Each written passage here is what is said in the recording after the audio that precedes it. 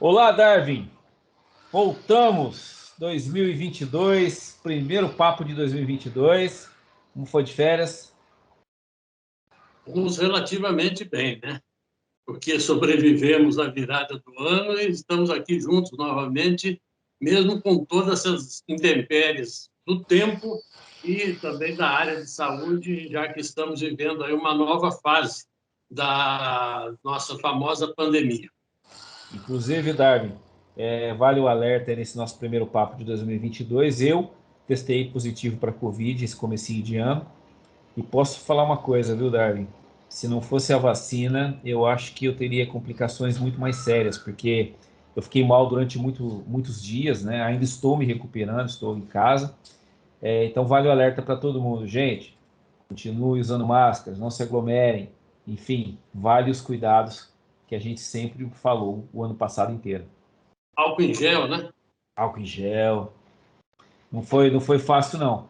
E eu tenho certeza que a vacina foi o que garantiu que eu não pegasse algo mais sério, que eu não sofresse mais, né? Ela Enfim, tem então, sido decisiva nessa onda aí da Ômicron.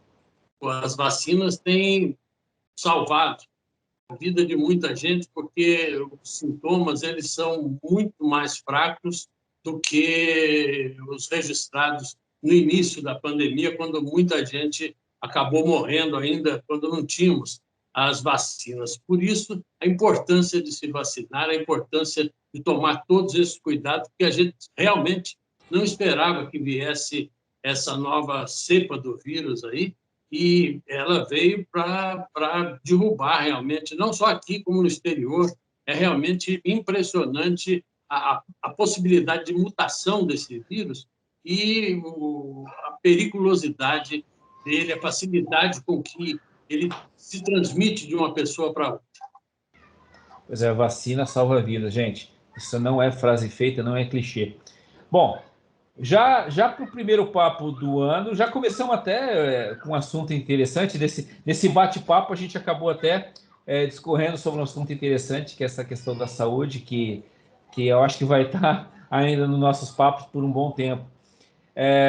Mas vamos falar, Darwin, sobre esse começo também de ano do clima, né? A gente teve aí essa semana chuvas fortes aqui em Mogi das Cruzes, e assim, menos de meia hora de vento forte foram suficientes para causar um belo estrago, hein? Foi um estrago enorme causado por uma chuva que não durou mais do que 30 minutos. Foi uma chuva pesada, foi acompanhada de ventos muito fortes. Enquanto a gente fala, inclusive, vamos ver essas imagens aí dos ventos e algumas fotos também, algumas imagens também do estrago que causou. Pois é, e foram alguns poucos minutos suficientes também para mostrar a fragilidade do sistema de distribuição de energia elétrica aqui de nossa cidade. Veja bem, Josué, a chuva começou por volta de 5 horas e 30 minutos, e ela se estendeu até um pouco depois das 6, mas foi suficiente para que a cidade sofresse um apagão na maior parte do seu território, porque faltou energia elétrica, e aí você já tem ideia do que aconteceu, né? Olha, teve até a gente registrou até o exemplo da RUD, né, uma metalúrgica que perdeu 2 turnos de trabalho, né, por causa da energia. E fora os desconfortos também nas casas das pessoas que perderam produtos na geladeira, enfim, né? Acho que você teve um problema, né, Darwin, né, no seu bairro, né? Mas o problema maior, o Josué, foi com o trânsito no centro da cidade no final da tarde de quinta-feira, horário de rush, horário de muito movimento de carros na cidade, e nós tivemos o quê? A maioria dos semáforos das áreas, das vias de maior movimento aqui, desligados por falta de energia. E aí você já imaginou o que aconteceu, né? Foi um caos total. Para você ter uma ideia, na Campos Sales, a passagem, a cancela da passagem de nível travou e não deixava passar veículos, mesmo quando não estava passando o trem. Então, foi uma situação de caos generalizado no trânsito, em que os, os integrantes da Guarda Municipal simplesmente não deram conta de cobrir todos os pontos em que existiam problemas, porque eram muitos, não só no centro da cidade, mas em bairros próximos, como o Mogilar, como o Rodeio, Ponte Grande e Alto Ipiranga, e vai por aí afora, e muita chuva e a falta de energia para sincronizar os semáforos, que ajudavam muito num momento como esse. Então, foi realmente um caos total no trânsito aqui de Mogi das Cruzes nesse final de tarde de terça-feira. Davi, como evitar tudo isso? Olha, José, é muito. Eu tenho certeza que hoje a empresa responsável pela distribuição de energia elétrica ela vai estar com um monte de desculpas ou de explicações, vamos dizer assim, para tudo aquilo que aconteceu na terça-feira aqui na cidade. Muita coisa vai ser dito, que existiam árvores que caíram sobre os fios, que o vento foi muito forte, deslocou transformadores. A gente tem já mais ou menos na cabeça o que vai dizer a empresa responsável pelo serviço. Mas, na verdade, o que a gente pode notar também é que falta um pouquinho de prevenção nessa história, porque nós sabemos que todo final de ano temos chuvas fortes, com ventos e tudo mais. Então, por que no restante do ano não se usar para se podar, para se cortar esses galhos que ameaçam a rede pública de distribuição de energia? Por que não se fazer uma verificação em regra desses transformadores, verificar os pontos complicados? Conversava nessa oportunidade com o presidente da Associação dos Moradores do bairro do Mogilar, José Arraes, que é um ambientalista, que é um líder comunitário aqui do bairro, e ele me dizia que ele havia viajado para Minas e trazido queijo, doces, essas coisas todas, e que estava temendo perder tudo isso. Que ele ligou para a empresa concessionária e a empresa disse para ele o seguinte: falou, a gente vai ressarcir você caso você perca, desde que você tenha nota de tudo isso, nota fiscal de tudo isso. Ele falou, olha, eu não sou comerciante, sou comprador, eu compro,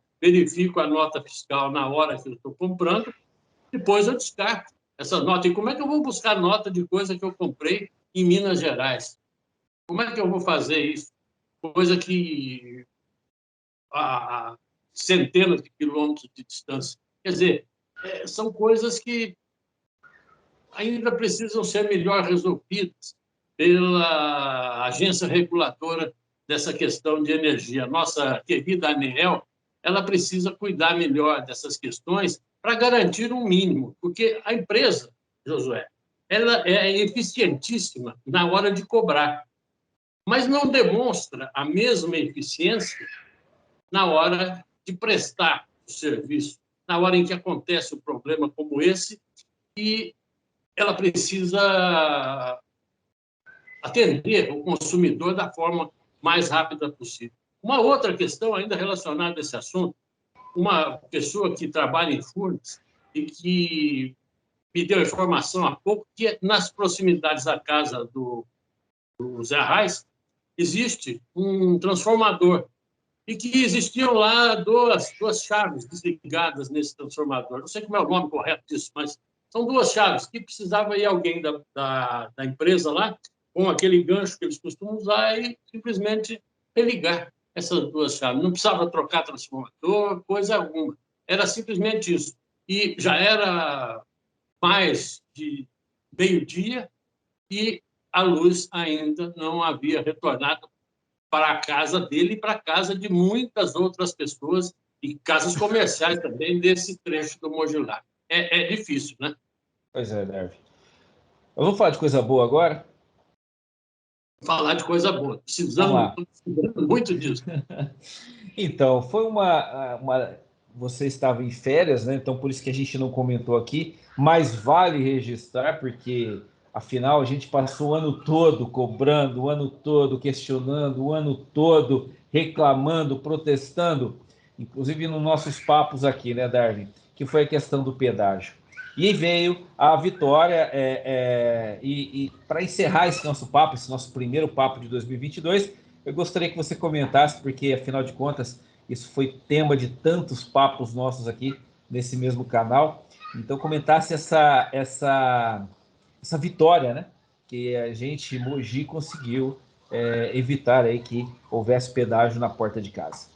Olha, essa decisão do governo do Estado foi resultado de um trabalho conjunto da sociedade de Mogi das Cruzes. Por isso, a vitória não é de um, não é de outro, especificamente. É uma vitória da cidade de Mogi das Cruzes, que lutou unida, com algumas divergências, questões políticas, muitas vezes, mas que, no geral, mostrou ao governo do Estado que ela não queria pedágio e que não admitia a implantação desse pedágio. Então, o governo do Estado se viu de uma forma sufocada, que não teve outra alternativa senão virar público no final do ano e dizer que o pedágio não seria construído aqui na rodovia Mogi Dutra e nenhuma das outras rodovias que estavam sendo aí colocadas para concessão, que seria Mogi Dutra, Mogi Bertioga e a Padre Manuel da Nóbrega, lá na região da Baixada Santista. Então, foi uma grande vitória de todos nós, uma grande vitória da cidade de Mogi das Cruzes, que não é a primeira, não é a primeira, mas é importante a gente dizer que foi mais uma batalha que teve como fio condutor aí o Jornal Diário de Mogi, o trabalho da imprensa em geral aqui da cidade, que conseguiu arrebanhar a participação popular, dos políticos, de entidades que estavam juntas em favor da comunidade de Mogi das Cruzes e contra essa absurda ideia de se instalar um pedágio na rodovia Mogi Dutra, dividindo Mogi mais uma vez. Uma vitória boa, uma boa notícia no começo do ano, sem dúvida nenhuma. Podemos afirmar que Mogi é bom de briga, né, Dardo? Muito boa de briga e a gente já provou isso em outras oportunidades. Agora, Josué, eu só queria chamar a atenção para uma coisa. Foi uma demonstração de trabalho comunitário muito grande, de união comunitária muito grande, e por isso mesmo eu queria sugerir aqui, através desse nosso canal, que todo esse potencial de ação, de atitude, fosse convertido com uma outra necessidade da cidade. Que tal se a gente voltasse todo esse poder de fogo para tentar trazer os trens da CPTM até César de Souza? É uma batalha antiga, é uma necessidade da cidade. César de Souza está crescendo absurdamente e vai continuar crescendo, com obras que estão sendo projetadas para lá, com grandes conjuntos habitacionais, condomínios que estão sendo construídos naquela região. E, portanto, mais do que justa é a reivindicação de se estender até o distrito de César de Souza o trajeto dos trens de subúrbio. Nós já falamos nisso aqui em outras oportunidades, mas eu acho que a gente precisa voltar, começar a falar nisso com mais intensidade. Quem sabe a gente consegue reunir todas as vozes da sociedade de Mogi das Cruzes em torno de mais essa reivindicação. Ao invés de se desmontar a ideia do governo do Estado, seria dar ao governo do Estado a oportunidade de construir alguma coisa de muito útil aqui para a nossa cidade, que seria a questão dos trens de subúrbio. Darwin, desafio lançado, pessoal. Atenção, autoridades políticas, autoridades da cidade, da região. Mais um desafio lançado. Tem todo o apoio de O Diário. Aliás, a gente encerra o papo, inclusive, com essa capa do jornal O Diário do dia 24 de outubro de 2020, já colocando isso como bandeira. E a gente lança o desafio para as autoridades. Hoje é boa de briga, mais uma briga aí para a gente assumir e para a gente lutar. E para a briga poder ser boa, tem que contar com a participação de todos, desde entidades, políticos, igrejas e tudo mais. Fechar a fileira, cerrar a fileira, porque seria uma conquista muito interessante para todos nós aqui de Mogi das Cruzes. E é com esse desafio que a gente finaliza, então, nosso primeiro papo de 2022. Obrigado, Darwin. Que a gente tenha mais boas notícias nesse ano, né, José? Afinal, a gente não vive só de falta de energia nem de pandemia, né? É isso aí. Tchau. Abraço.